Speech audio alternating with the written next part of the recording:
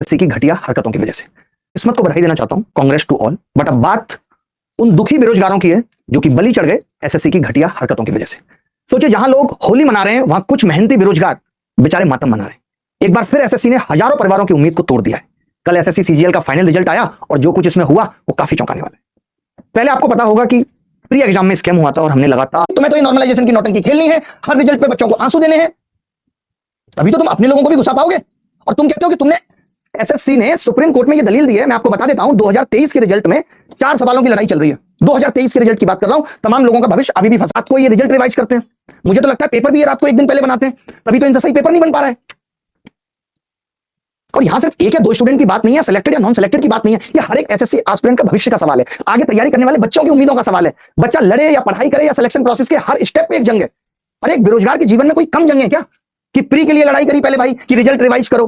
तब भी मैंने कहा था कि भाई मेंस में भी तुम निपटोगे, समझ उसकी अकाउंटेबिलिटी की तरफ धकेला जाए। मुझे एक ही चीज समझ आ रही है, ये एक सिस्टमैटिक स्कैम है जो एसएससी जैसे इंस्टीट्यूशन में नॉर्मल होता जा रहा है। बच्चों को कोर्ट में उलझाओ, गलत सवाल पूछकर पैसे कमाओ, इसी बीच कुछ अपने लोगों को घुसा दो। एक ही बच्चे को कई बार सरकारी नौकरी मिल जा रही है। इस बार भी सोचिए, अगर आप एसएससी एस्पिरेंट हैं, अगर आपने सिस्टम में मेहनत की है, अगर आपके किसी दोस्त भाई बहन के साथ गलत हुआ है तो चुप मत रहो। आरटीआई, कोर्ट, सोशल मीडिया, हर जगह आवाज उठानी पड़ेगी और एसएससी को जवाब देना पड़ेगा। अगर आज तुम चुप बैठे रहे तो कल और भी छात्रों के साथ गलत होता रहेगा, तुम्हारे भाई बहनों के साथ गलत होता रहेगा। बेरोजगारों के लिए ये सिर्फ एक एग्जाम नहीं होता, लाखों परिवारों के भविष्य की लड़ाई है। आवाज उठाने का वक्त है। रिजल्ट देने में ये लोग महीनों लगा ले रहे हैं।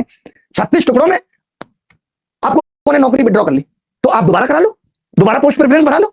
इससे जो बच्चा 1 साल का सफर तय करके आ, कोई बच्चा 1 साल का सफर तय नहीं करता एसएससी की तैयारी में, 2-2 3-3 साल से घिस रहा होता है और आप फिर उसे महीना के खड़ा कर देते हो। कैसे हिम्मत टूटती होगी उसकी।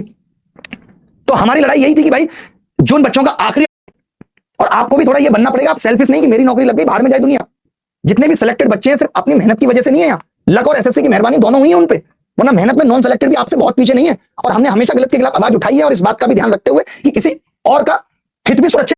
बताइए, आज हम ऐसे डिजिटल मीडिया में रहते हैं जब बात तो हम एआई की कर रहे हैं, चैट जीपीटी की कर रहे हैं, डिजिटल इंडिया की कर रहे हैं, वहां एसएससी जैसे घटिया कमीशन के एग्जाम सेटर ना जाने कौन सी सेटिंग में पागल है कि 130 सवाल इनसे ठीक से नहीं बन पा रहे।